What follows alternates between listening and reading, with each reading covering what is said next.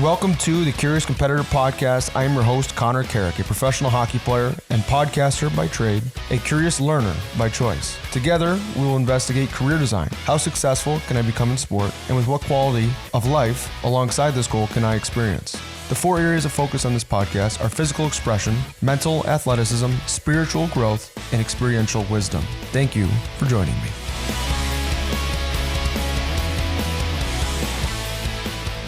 Hi, everyone. Welcome to the Curious Competitor Podcast. Our guest today, former teammate of mine. Hopefully he doesn't have too many embarrassing rookie stories about me. Aaron Volpatti. We played together 2013, 2014, which seems like, multiple decades ago, not just one. But he's an NHL veteran from 2010 to 2015, honed his craft at Brown University prior to that. He's an author to be, a book coming out in 2022. Now he's a high-performance coach, focusing a lot on visualization. He's launched a 12-week course working with a lot of the youths, or the sport rather's youth, and some of the next stars coming up.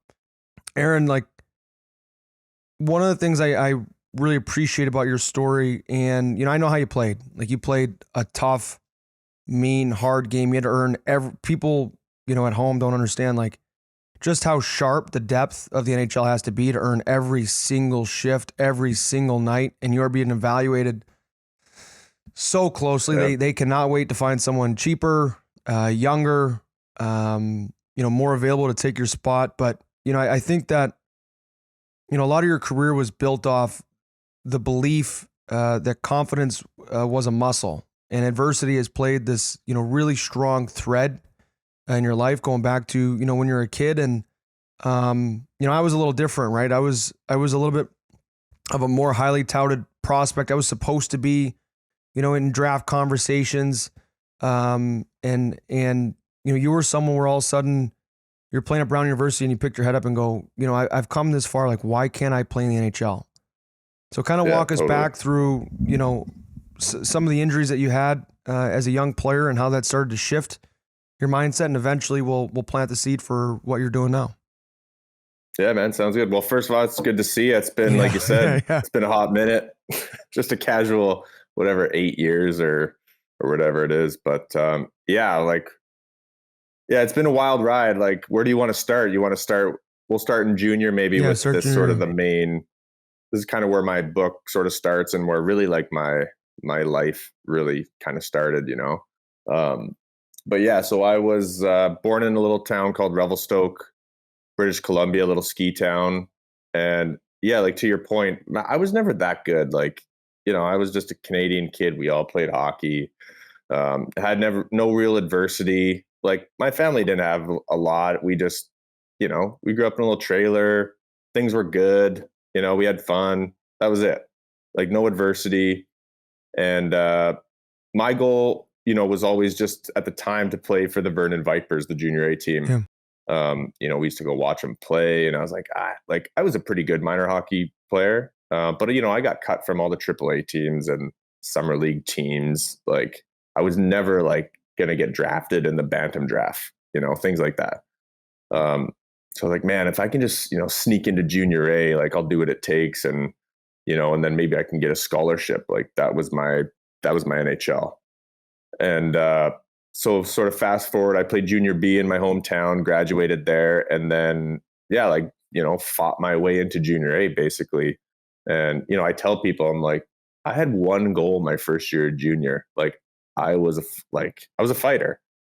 I mean, I was a hitter and a skater first, as that was my game, and then with that comes fighting.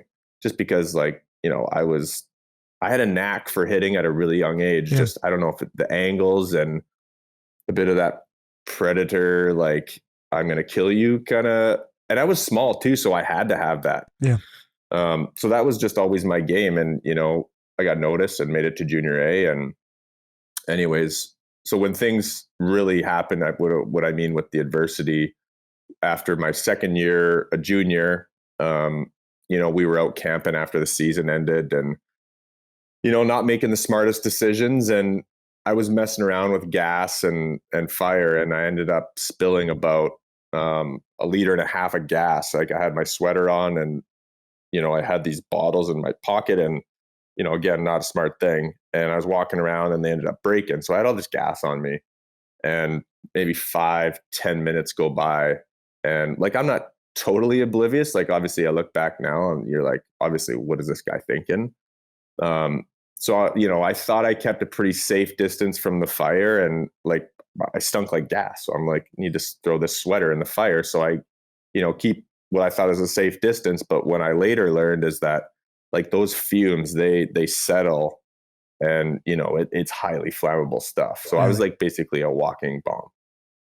And anyways, get too close, obviously, and I light up. I had basically exploded, and I was this wrecking ball of fire. And people like ask me, how long were you on fire for? And I'm like, too long, man. I don't know. And my problem was I was so fast, and it's this natural, like the fight or flight, like you can't fight that. So I don't know why. Like, obviously I was in a panic state. Yeah.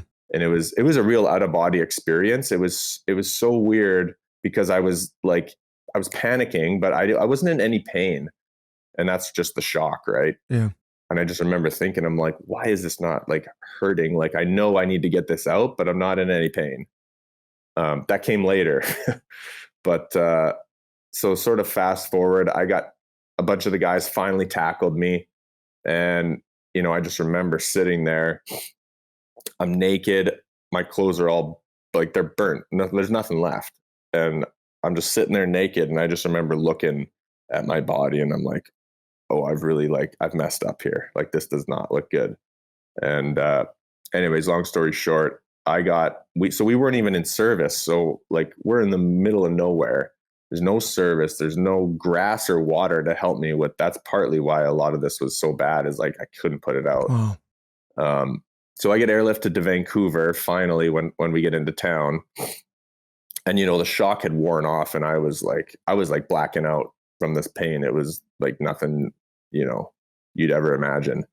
And so I get airlifted to Vancouver, and I wake up the next day, and I couldn't see anything. Like, I was a full mummy. So like head to toe, like nothing. So I ended up 40% second and third degree burns. I mean, my whole body was burnt, but that was the 40% second and third degree. So I needed skin grafts, and, I could tell you some really horrible stories of like the healing procedure they do in the burn unit, but man, it's pretty nasty stuff. A lot of pain every day. And anyway, so really like so that's where it starts. I wake up in the hospital the next day, and my parents they're thankful I'm alive, right? Like, they got a call at 1 a.m. Hey, your son's been in an accident. He's being airlifted to Vancouver, and like, they think the worst, right? Right. So it was pretty emotional the next day, and I woke up in Vancouver, and I'm like, what? I didn't even know I was there, and I'm just like, it all started coming back. I'm like, oh yeah, okay, I'm in one here. And so those first couple weeks go by. I should go back. The first at about day 3, when I saw the doctors, they didn't really know to the extent of the damage like that first day or two, because those burns, they go deep, and it takes some time to let them sit, and like you kind of like keep burning, if that makes sense. Yeah. When they're that deep. Smolders almost, I imagine. Yeah. So anyways, I get it. 3 days go by. I'm all hopped up on morphine, and, pretty much just sleeping for the first 3 days. I mean, my life wasn't in danger, but I was like very closely monitored with like infection and smoke inhalation and shock. Your body can go into a lot of shock with that amount of trauma. And I remember when the doctor came in, I asked him, I'm like, oh, well, like, what about hockey? My season's starting in 4 months. I got one more year to try and get a scholarship here. It's my last kick at the can. And I just like remember him looking at me like, this poor kid thinks he's playing hockey again. Like, it wasn't an option, He just kind of said, he's like, I can't tell you that, like, but basically in a nice way, he said, you ain't been playing hockey for a while here. You're going to be in here for a while. Yeah. And, like, maybe we'll revisit that in a couple years, kind of thing. And so that was kind of it for me. My career was over as far as I knew it. So I accepted that, and I was, it was a mix of emotions. I was really bummed out and depressed that, my hockey career is done, and I really wanted one more kick at the can here. On the other hand, I was like, grateful that I'm not going to have a deformed face, or the scarring is going to affect my daily life maybe. So again, it was like a mix of these emotions. And so those first 2 weeks go by, and I get a call from my coach in junior, Mike Vandekamp, who was coaching the Vipers, and he said, "Hey, hey, how you doing?" Like, I had talked to him before that, and I said, "Well, yeah, not great, but hanging in there." Yeah. And he's like, "I got a call from Brown University from one of the assistant coaches. They're looking for, this type of player." I think his exact words were, "We need a guy to put the fear of God in the Ivy League defenseman." And our coaches he said, "I got the perfect guy for you. There's just one problem. Obviously, he's in the hospital." And so he said, "Just call him, and,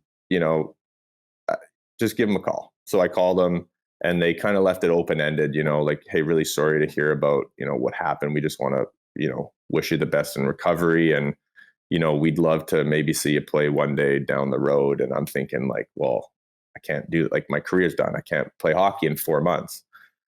And it was kind of just left like that. I'd said, "Thank you for reaching out, blah, blah, blah." So I remember I went to bed that night, and I was bedridden, so I couldn't move. And so then my parents got the phone up to my ear, right? And a couple hours go by, and I just started thinking, and I'm like, why? I just started asking, like, why can't I play hockey? Because it's going to be too painful. There's like a big long list. It's going to be too painful. Like, the skin grafts are going to be way too stiff. The big one was the risk of infection will be really high. Yeah. You can't sweat properly, so your body could basically go into like a shutdown mode. Like, there's just this big list, and I'm just like, that's not a good enough list for me. Like, I don't accept that. And I just flipped that mindset, and I had that natural grit in me, like, just with how I was raised and all that. But this really was like, I just flipped the switch. And so where the visualization part comes in is that was all my mind was all I had. I couldn't do anything. I just sat there all day in pain. So I started just, using that pain, and, that's my body healing. And I started visualizing. I'm like, "Okay, this is the only thing I have here." And I made a choice that I'm going to come back and play hockey. I'm going to die before they tell me I can't go play hockey. That was my mentality. And so every day I would visualize walking out of that hospital. I'd visualize playing, that next year, putting on my gear, and I'd visualize my body and my skin and my cells, even at a cellular level, just healing and feeling good and all these things, and physically signing my commitment letter to Brown, because I'm like, I'm getting a scholarship. That's what I'm going to do. And it worked. That's the craziest thing for me, was at the time, I'm like, this worked. And it was just like, whoa, this is a whole new world I didn't even know existed. Just that grit and that mindset, and that what we all have available to us. And that's why I preach the adversity thing, is because, man, I owe everything to that experience, because if I didn't go through that, there's absolutely no way I would have went to Brown, made it to the NHL. So that's where it all started for me. So and trust me, it took me down a rough path that summer. My body was not ready to be playing hockey. I got released from the hospital in 6 weeks, which is probably half of what I was supposed to be in there for. And then I couldn't walk for another month or 6 weeks after that, because all my grafts on my legs, if I would stand up, the blood would rush through to my legs and start bleeding. So I had to keep my legs elevated for another month or 6 weeks. So I'm just, I'm walking around on my arms and doing my stretching rehab. And then by that time, there's another month left before the season. And again, it's overcoming those doubts every day. It's how the hell are you going to play hockey in a month? Like, you can't even walk yet. And yeah, I have those thoughts, obviously, but it's like, no, like, I'm going here. So just stay the course. And anyways, what I mean by, the rough summer was, so I got kidney stones the day I got out of the hospital, just from being so dehydrated, they said. And then, I think it was 10 days before camp or 8 days before camp, I wake up with a pain in my lower stomach. And I'm like, hey, what could this be now? Like, this summer's been like enough of that. And I go to the doctor and I got appendicitis, and they're like, this needs to come out now. Like, it's not good. And I'm like, what the like, and so they look at me, but they don't know I'm burnt. Right. So I take off all my clothes, and they're like, they see this big, ugly, fresh skin graft on my stomach. And they're like, whoa, like, what is this? And they're like, we got to cut through that. So they had to cut through my skin graft I just got to get my appendix out. And, again, it was just like, it took me down this journey of, like, you want to talk about adversity, like, that really thrust me into it that year. And so fast forward a week, I'm suiting up for our home opener. And I start playing pretty well. Like, I'm in no shape to really be playing hockey. Like, it hurt a lot. And this is when you could get shot up with all the painkillers you wanted, right? Right. So I'm getting shot up just so I can play. And but again, I'm chasing that scholarship. Like, I was in touch with the guys from Brown, and they're like, we're coming to see you play in a few weeks. So, I'm like, I just got to make it till then. Like, I only played, I think, 20 games my last year. Like, I wasn't in good shape. I was still healing. Like, I had fresh burns basically, and wasn't supposed to be playing. But again, I'm like, I don't accept these reasons. And, I played. And anyway, so I'm kind of rambling on about it, but there's a lot more to it. And that's a lot of what my book goes into is that what that grind really looked like, and what I was able to do because of it. But I got my scholarship. They came to watch me play, and they offered me a few days later, and then I shut it down for the year so I could heal. And, I did it, and I accomplished my goal.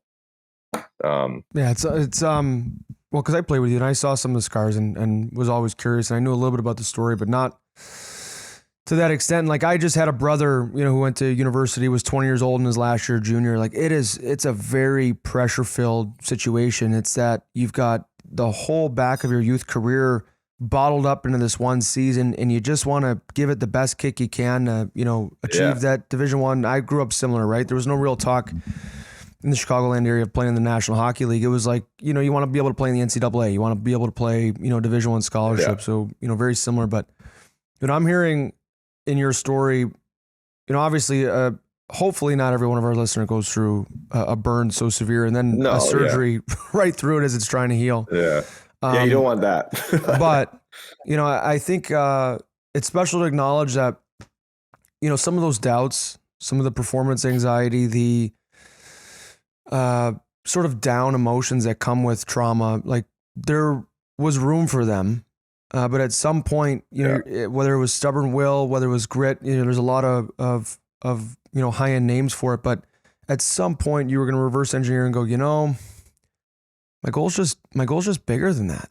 Like, I'm not willing to accept the ending of this story that someone else wants to put on, my life. And I really admire you for being able to go through that. And I think there's two things, that has definitely come up in my career, and in yours as well. This relationship with high stress environments. It's a part of pro hockey. It's not going anywhere. And your relationship with pain. How was your ability to handle those two things? How did that project you? First it got you into Brown. And eventually, it must have carried you well through Brown because you played well enough to sign an NHL deal on the other side of it. Yeah, I mean, I can go a lot of ways with that one. I think, first of all, like, with the stress part and the anxiety part, like, that's not our enemy. Like everyone says, a little bit is good, right? And it's just how we don't manage it properly. And that's where, visualization and different mindset tools can help you frame that differently and be like, this is my body getting me ready for what I've trained for. Like, this is good. Like, as opposed to, oh man, like I'm nervous. Like I'm going to screw up for sure. Like, what if I do that? What if I do this? Like, I'm not going to get a scholarship. Or it's like, you just really start going spiraling. And that's what, people deal with, is that we all have that as a default where we want to focus on the negative. So you have to work on it. You have to do the repetition and, and train that muscle. That's your brain to change those pathways, because we already have these pathways in our brain. So, they're there. It's hard to change them. And that's the thing. I'm like, not saying this is not an easy practice. It's hard. But it's hard for a reason, because they're, like I said, they're wired in your brain. You don't get a choice necessarily at that moment. Your choice comes what you do, with the repetition on the daily of what message and how you want to be thinking. Right. And to your physical pain point, that really, like, I'm not advocating that people go seek out physical pain, but it really can, provide motivation. And, like, even like anger isn't necessarily always a bad thing if you can channel that. And like, for me, it was just about harnessing that pain. Like, and I'm talking like a lot of pain. Like, this was like nothing I, will probably ever experience, hopefully again. But just like, again, like harnessing that and just reframing it as, this is my body healing, and it's taking it me to where I'm going. And so it's just, again, sort of channeling that. And that really starts affecting you. Like, I'm like, okay, like this doesn't hurt as much, which was crazy. So that really opened my mind up. But the really cool part about the whole story for me was, like, again, when I got to Brown, like I forgot all of that stuff. Like, and that was just, naivety on my part, but I'm like a 21-year-old kid. And like, I'm like, man, look what I went through. Like, no one else that I know can really say that they went through this burn injury to like get through there. So I felt good about it. And I'm like, I'm having fun. I'm enjoying being a student athlete, and I made it. Like, that was my mentality. And again, I didn't, have the wherewithal at that time to be like, okay, what's next? And that's what people got to think. It's like, okay, like, what's next? Think big. For me, that was big. And that's the crazy thing. Like, pro hockey wasn't even on my radar, like not even close. Like, that was it for me. Right.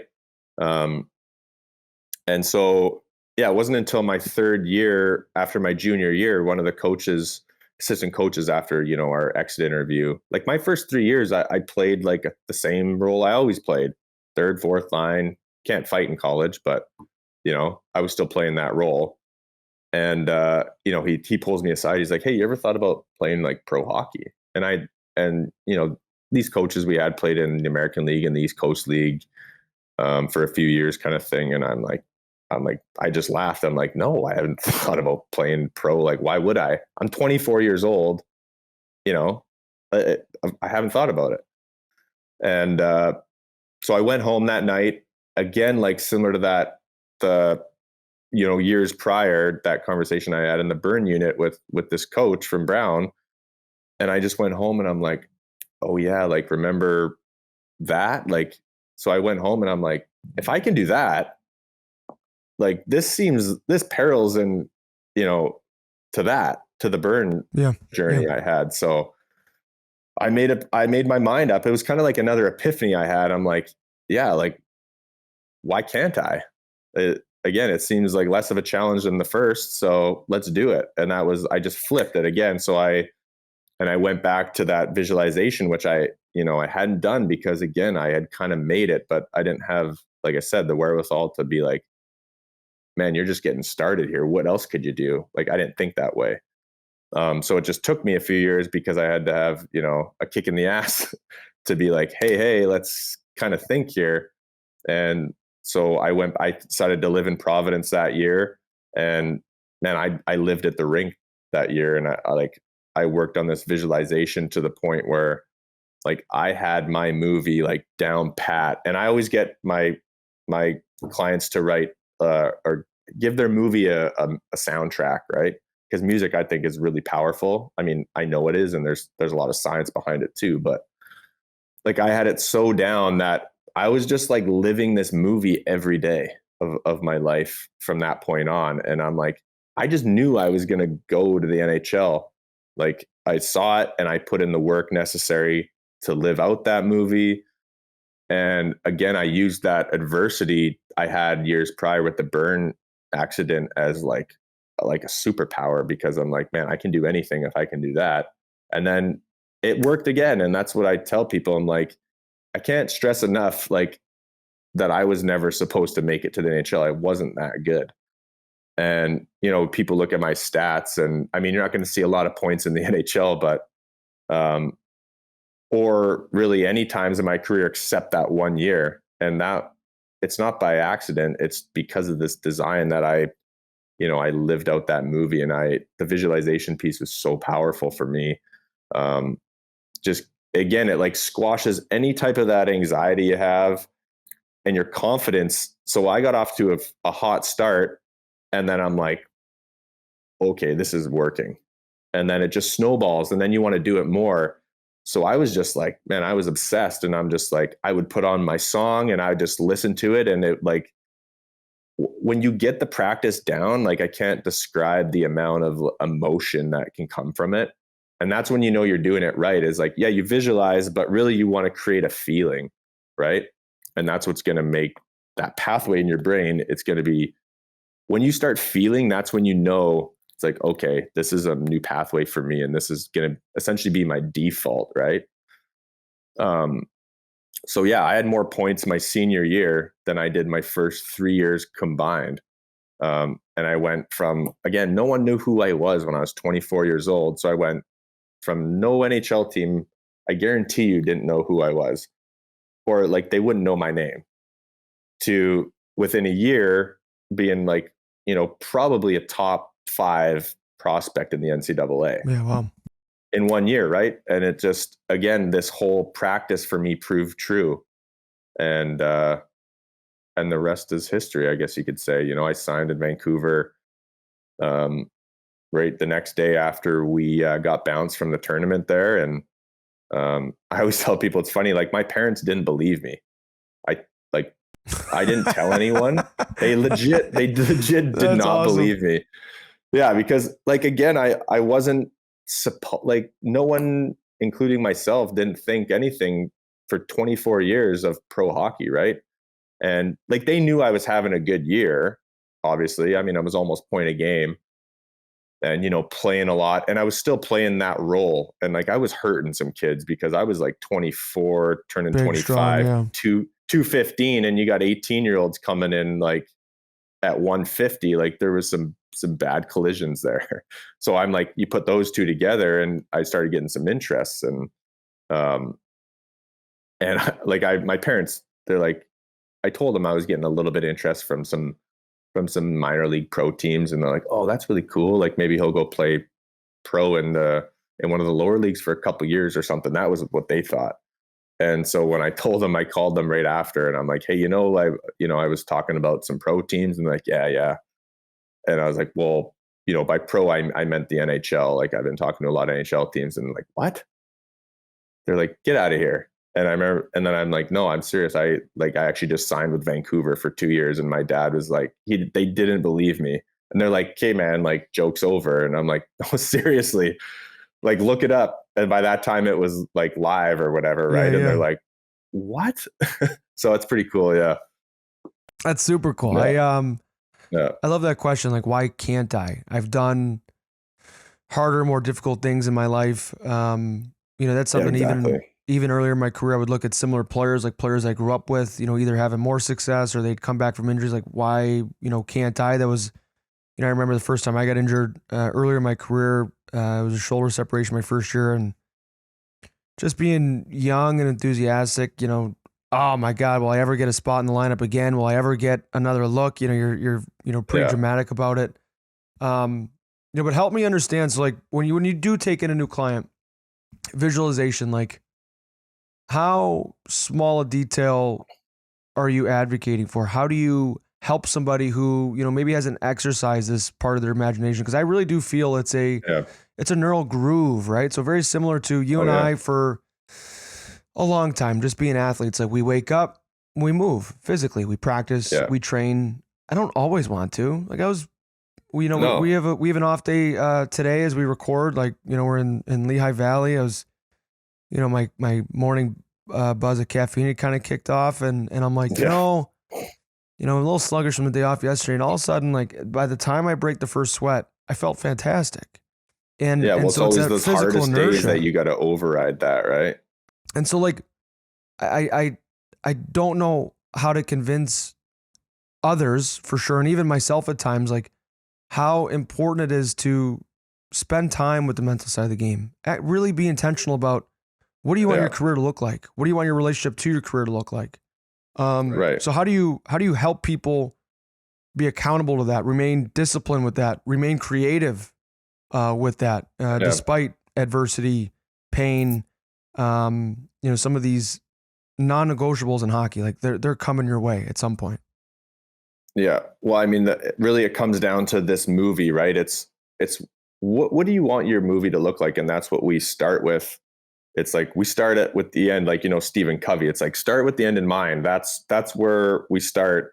And a lot of people, like, again, it all comes back to that adversity piece, and like use that adversity. It's like, oh, I did that. Like that's me, and we all have these limiting beliefs of, you want to talk about NHL, like, we're hockey guys, right? So let's talk about hockey. So what do we know about making it to the NHL? What are you told? You can't do that. Like, that's like impossible. So we know that as kids, and like, yeah, we all have dreams of doing that. But like, do you really truly believe? No, I bet you don't. As a kid, right? I don't know. Like, that's what I think. So it's interesting. That's like, what I see. That's what I see is for a lot of kids, and it comes from parents, preachers, teachers. Like, you stand up in school and you go, I want to be a pro hockey player. And they're like, all right, no, what do you want to be? Yeah, but that's what they say. What are your goals? And most people will say, yeah, or kids might say, I want to play pro hockey. But that's not a goal. And in my course, I don't do goals because I don't believe in goals. Like, it's just a little wish. Like, yeah, I want to have whatever. Someone might say, I want to have millions and millions of dollars. Like, yeah, but everyone wants that. Or maybe not everyone, or I want this, or, I like that. But it's a hope and it's a wish. And I think this is no different. A kid says, I want to play pro hockey. Well, yeah, but do you really truly believe you can do that? And if you do, you don't even have a sniff of what it really is going to take to get there. Yeah. You know what I mean? So with what I do with this course is like, so we identify where you want to go. And a lot of kids I work with will undermine like what's possible, right? And that's the thing that everyone's been, ingrained in our heads at a young age. Not everyone, but a lot, the majority of people, you place these limiting beliefs on yourself, right? I'm not good. Like, look at Johnny over here, or Susie over there. Like, oh, they're way better than me. And like, yeah, it is, but it's okay. It's like, it's impossible to make it. So like, I'll just whatever, go through the motions and all these things, right? That we have this belief system where, when I work with people, it's like, okay, let's start with the end. And I'm talking like, don't sell yourself short, shoot for the moon, because why land here? Yeah, because otherwise you end up at Brown University, not even thinking about pro hockey, while your coach has a bigger dream for you than you do. That's exactly it. And it's just like, you limit yourself to these possibilities in this whole world, right?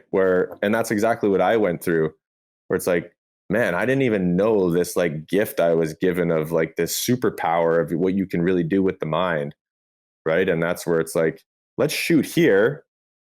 And like, I can't guarantee you're going to make there. That's on you. But, I can guarantee you that you're going to have this in your mind, like not just for sports, but for life, right? And use that every day. So you might land here, but like that might still be higher than where you said originally that you wanted to land. Like I work with lots of college guys that say like, I'm like, what do you want to do? Like, again, we don't do goals. I'm like, where do you want to go? And they're like, a lot of them will say, well, I want to, I want to play in the American League. I'm like, and again, I'm like, if I can play in the NHL, like you're already were ahead of where I was. So like, let's shoot here, shoot for the NHL, because if you don't believe it, it's not going to happen. Right. So let's believe it and then flip that mindset and work your movie. And then, yeah, like if you end up in the American League to start, that's okay. Right. And then, yeah, maybe 10 years goes by and you had an American League career and you didn't make the NHL, but you can say that you believed and you gave yourself a chance, right? Because if you don't believe that there's no chance in my mind.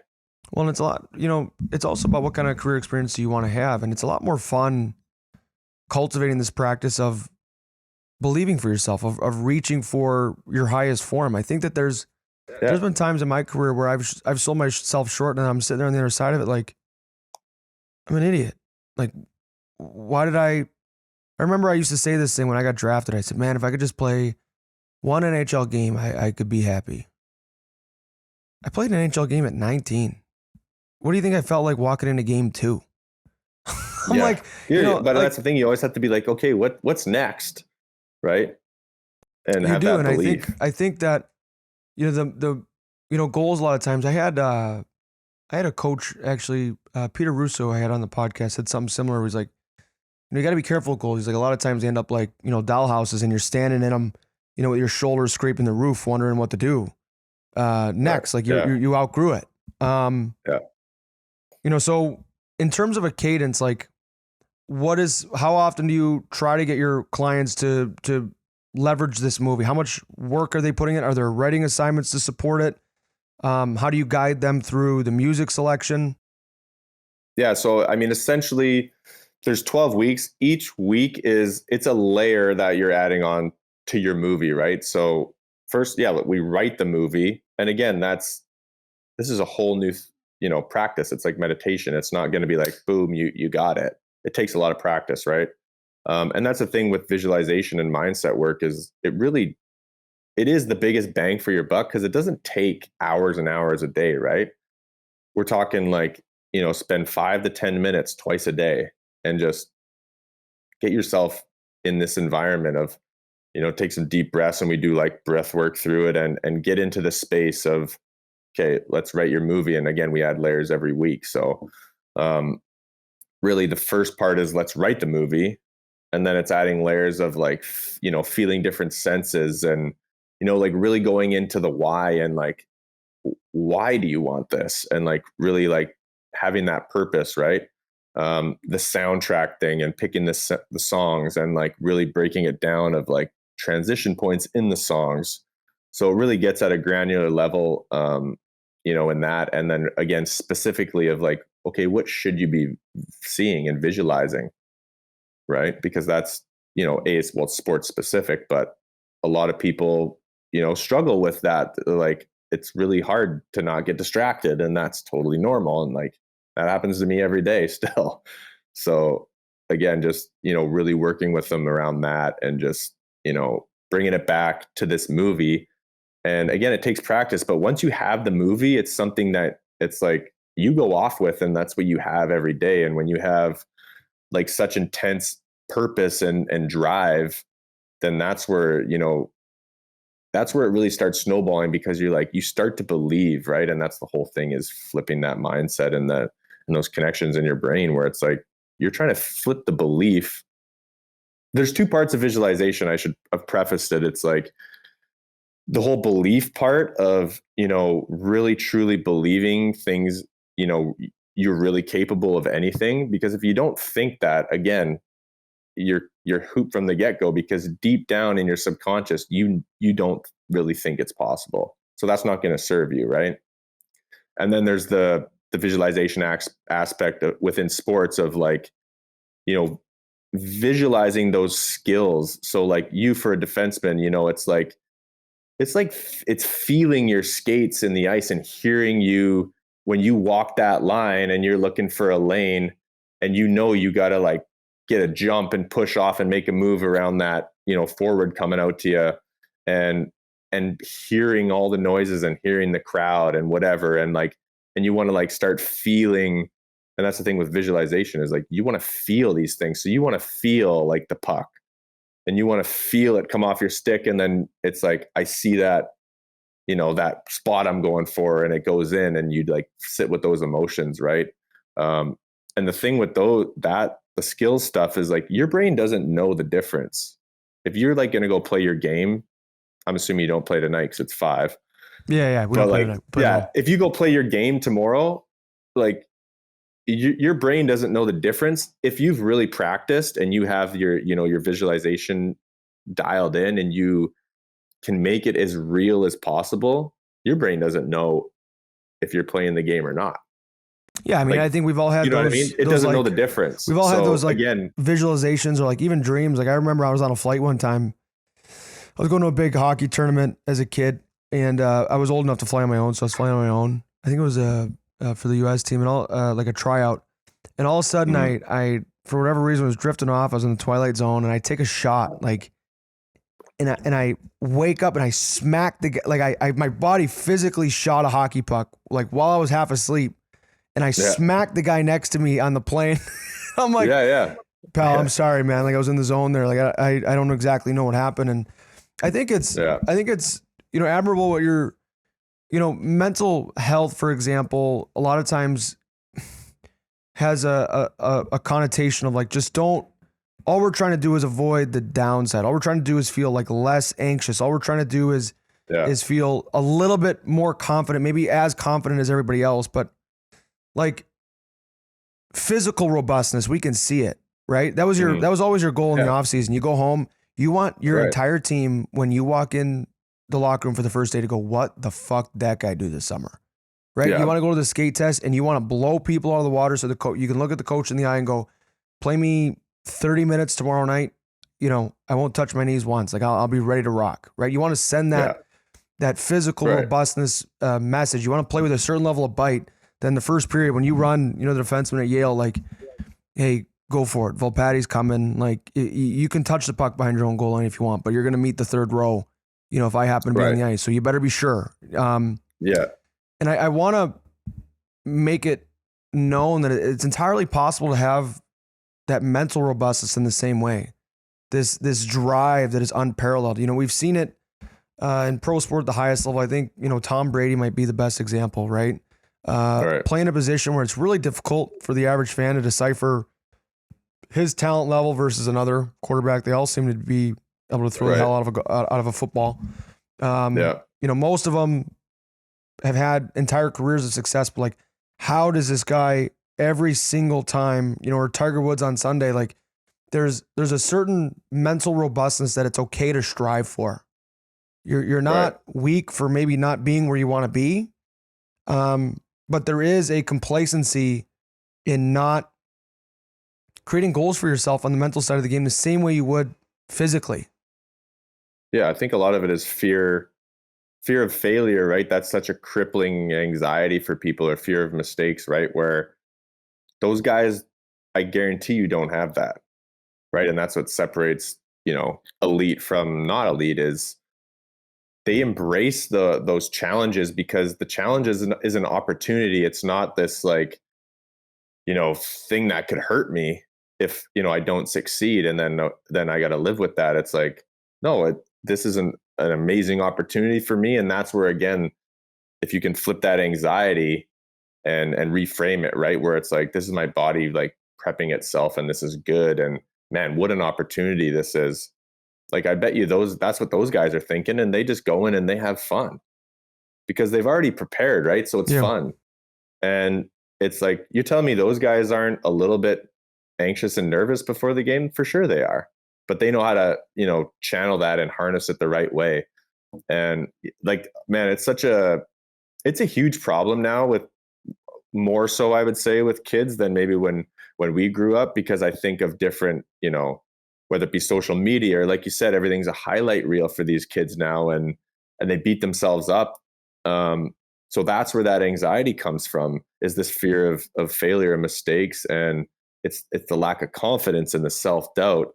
And that's really what, it all starts with the mindset. So you can't fix that like without having that mindset right first. And just, again, like, if you have something like this movie, and that's why I say, like, once you have this movie and you start reframing those little adversities and those mistakes that, cripple a lot of people, it's like, you just got to learn to let it go. Like, no, that wasn't me. And that's okay. I could have done this better. But then it's like, okay, you got to move on. What's next? And like, hey, look at this opportunity I still have. I'm still here. And that's the thing. It's like, take a goalie, for example, and you let in a goal and, you beat yourself up. And it's like, again, let's reframe it. Like, hey, you're a goalie. You're supposed to you're not supposed to, you're going to let in goals. And that really, like, when you look back at it and you let that goal and it's like, oh, was it really that bad? Like, let's look ahead and like look at the opportunity, right? And just reframe that. And again, say, hey, that wasn't me. Like, this was me. Like, go back to like things that worked well, and like, again, reset it and live in the present at that time and let it go. Yeah, it's like right? it's almost like you're looking ahead, knowing, like, this is something I've actually done in my own visualization, where a lot of people will skip to the highlight reel. They want to score the big goal. I've purposely gone on and pretended.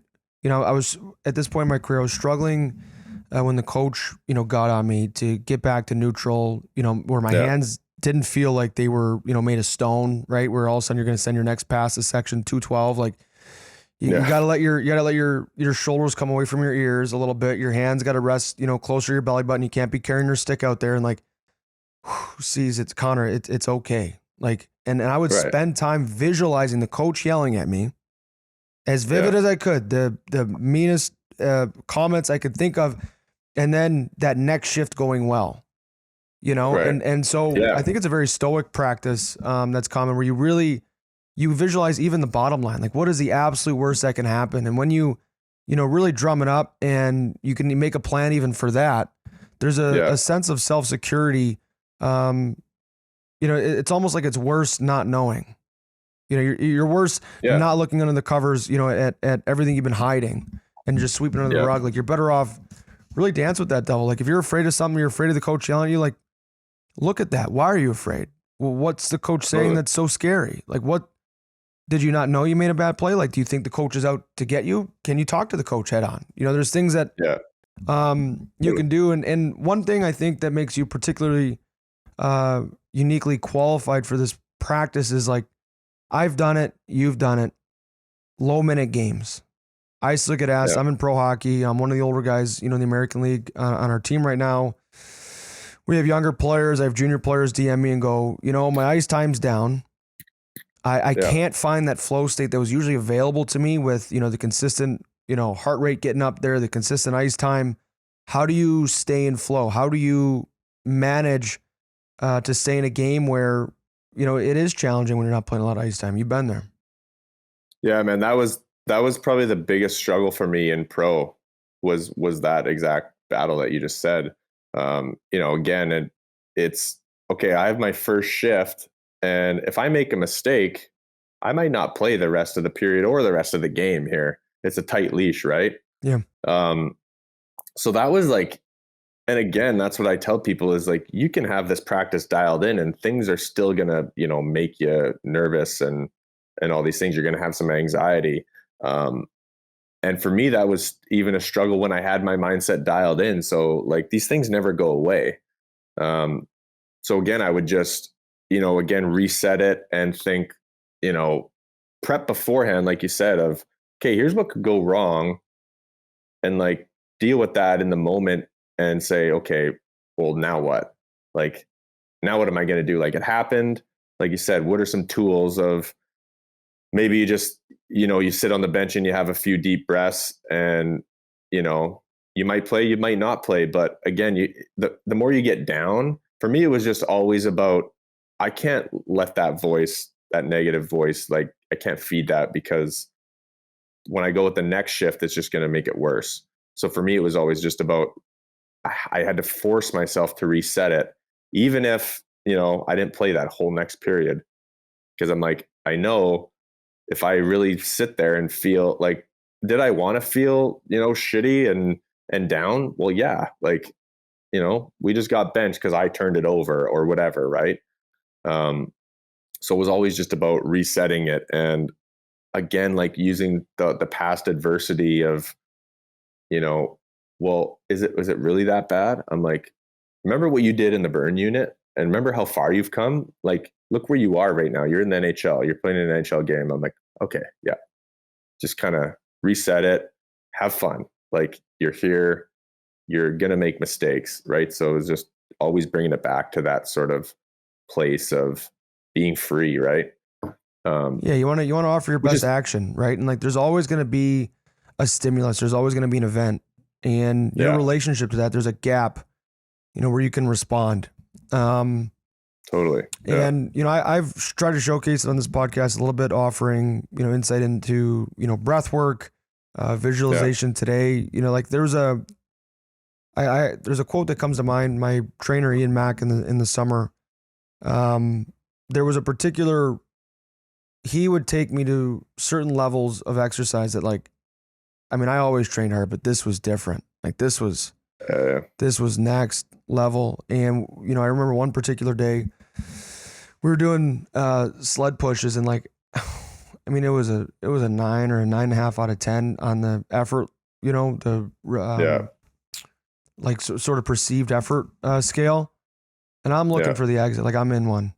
And we're on like, one of the last set, I've got poison in my legs, like, totally filling up with, lactic acid and whatnot. Yeah. And he goes, all right, there's your entry fee. Like this, everything to this point was just so that you could take the next step towards growth, and very much like physical growth. Like there's going to be some discomfort, totally mentally. Yeah. Once you recognize that you can be stronger and more resilient and more consistent, you have to look in the mirror. Like, I've done it where, wow, Connor, like, good job. Like you handled that stress today of the game. Coach yelled at you, turnover, lineup decision. Well, by definition, then that's in contrast to times that I did not. And if those are still tangible, rememberable, and fresh, then there's still room to go. And it's going to hurt. Like it's going to, you're mentally going to have to admit that, my sense of belief maybe wasn't as strong as it was today. It has wavered in the past. But there's still opportunity ahead. Totally. Well, and that's why I say like adversity is the biggest opportunity for growth, right? Just like exactly to your point. So I think you're bang on with all that stuff. And that's exactly what what I try and teach with my clients is like, it's not going to be a straight line. There's going to be these times. And it's like the mountain analogy. If you say to a guy, hey, you need to get to the other side of this mountain, and he's in a wheelchair, and it's like, well, how am I going to do that? And it's like, I didn't say you had to go over the mountain. You can also go around the mountain. Right. And it, like, again, you're just flipping that mindset of like, this is going to suck, or this is going to be daunting. And like, again, it's to your point with the workout, like it's just flipping. It's really about the belief, right? Because when you go through that and it's like, man, I didn't even think that was possible. It's like, oh, you just gained an extra step. And then it's like, guess what? Next time, then your entry fee is now you're going to be up here instead of where you were there. And it's just, again, it's that belief system mentally, like you said, and physically. So, and I want to end with, I know after your career, we talked about a little bit off the air, you went through, some difficult times, and the ending, I mean, we put our heart and soul into our careers. It means a lot to us. We identify as hockey players for a long time. Yeah. It can be a tumultuous time, but like, I'm a new dad, for example, and I have tough days at the rink, and I'm someone, I wear my heart on my sleeve. I take my work very personally, but I remember like my dad had some tough days at work. I know it. And he was always dad when he came home. Yeah. He was the best. Like he'd always check his, his work at the door. He's not as passionate about his work as I am. Like I'm living my dream, Yeah. And it really is something I've been able to leverage in other areas of my life. Once I've been able to see the success in the athletic arena, I've pictured like what would my dad come home like today after a bad day at the rink? What would a more patient husband, I have a wife, like this is not limited to just sport. Like we can reverse engineer how we want to show up in other arenas of our life. Absolutely. With the same level of efficacy, and it might even be more important. Yeah. Well, I think too, like specifically for like a, pro athlete too, you're saying when you come home, and it's about just reframing everything. Like I said, like you might have, or I might have like a shitty day at the rink, and it's just like, okay, but let's bring it back of, is it that bad? And then, you're playing pro hockey, you have the bigger picture in mind, and you may have a bad day and you're like, no, that's not me. Like, let's park it. Okay, here's what I learned. Let's move on to the next day. And then again, showing up for what's the bigger picture things like family and relationships. And, again, anyone can have a business life and a personal life. And, we can get into that and, dive deep down to what the balance of that should be. If you want to keep those things separate, then keep them separate. And like as a pro athlete, for example, you have the opportunity to spend time with, your kids. That's something that, I really cherished. Like when I retired, I had a kid like right away. I had my son, and I'm like, and I was going through, and it was a rough time when I retired. Like I was going, you lose your identity. So you have this identity crisis, and you're like, what am I going to do now for the rest of my life? And then shortly, like I was going through a divorce, like my dad was getting sick, and like I had all this stuff going on that really like took a toll on me. But again, it's just, trying to reframe that and live in the journey and being present, even though it's hard not to be. And again, like, so going back to like my kid, it's like, man, I wouldn't have this opportunity to spend every day with, with my son otherwise. So just like really being thankful of like those small things and bringing it back. We're like, yeah, today might have sucked, but that's not me. It's just part of this big journey I'm living. And like right now I get to go like play with my kid for 2 hours. Like life's pretty good, right? Where if you start reframing it like that, it really, can reset everything for the next day, right? Yeah. No, I appreciate that. I do want to end with because I want to be respectful for your time. Hard fought years in the NHL, maybe not supposed to be there. All of a sudden you're there. Like looking back, what are you most proud of about your NHL career? I just think it was, showing up every day and relishing that role. I mean, it's not an easy role to play. It's funny, like my first couple of years, I liked the role. I shouldn't say I didn't like it later, but like we chatted before, it can take a toll on you after a while. And, for me, I wasn't a huge guy. So it's like, do I want to get punched in the face by someone that weighs 240 pounds and it's got 4 inches on me? Like, not really, but, in my early days, like, yeah, bring it on. But then, after a while, you're like, my face is sore, my hands are sore. I don't want to get knocked out in front of 20,000 people. Again, you start thinking of like the negative stuff can kind of creep in.